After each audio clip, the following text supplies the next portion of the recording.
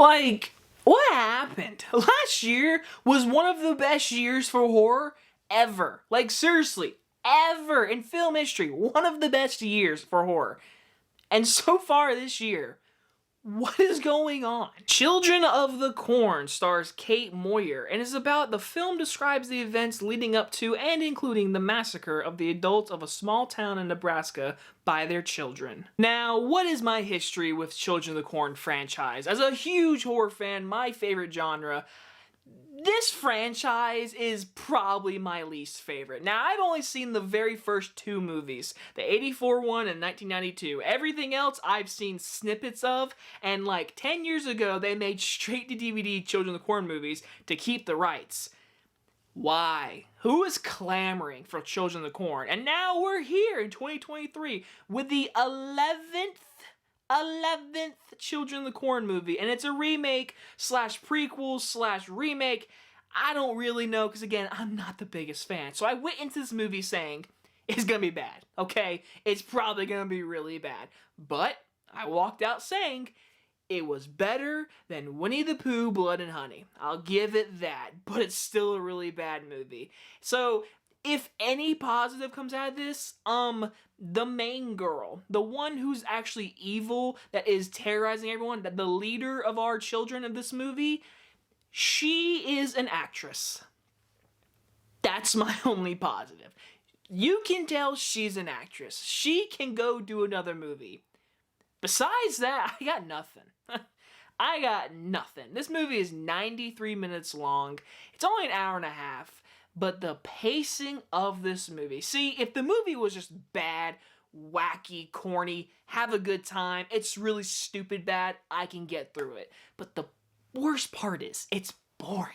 It's really boring. Because the first entire half is setting up these kids attacking this town, setting up this corn. Something in the corn, something out there is causing these kids to manipulate their brains into saying, hey, we should get together and kill our parents. Now, if I remember correctly, He Who Walks, this monster that really wasn't shown in the original, again, it's been a long time, but I kind of remember just the monster in the corn, and obviously, it was in the 80s, so it was really cheesy, whatever, but either way, we had our main child in the original movie that was leading the group, and in this movie, like I said, that actress has something in her. In this movie, she's doing everything she can. But these entire rest of this cast, I mean, I hate talking bad about actors, but man, I'm just gonna be honest, the acting is not there. This main teenager, the hero of this movie that we actually do follow,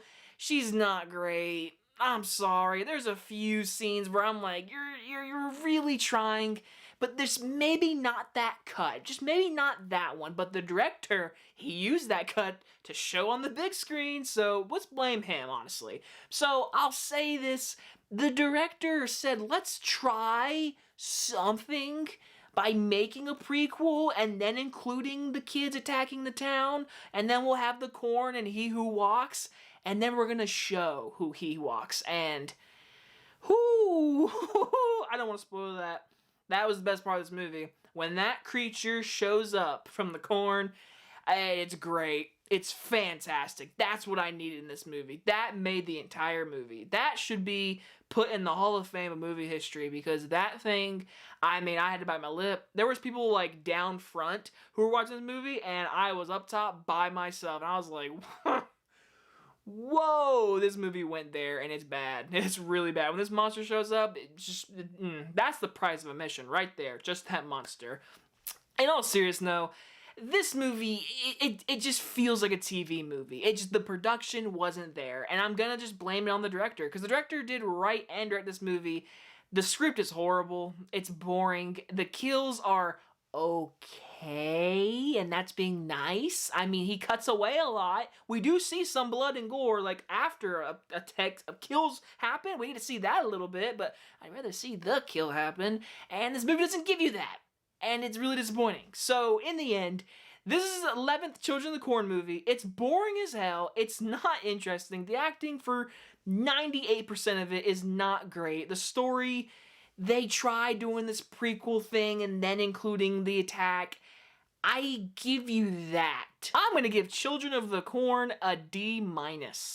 I'm gonna be very generous to this movie. I won't give it an F. I've given it enough Fs this year, honestly, and so this movie, they had an actress in this movie. I'm gonna give that a positive. Not her acting is great in this movie, but you know what? I want to see her in another movie with a better script, because she has acting in her blood.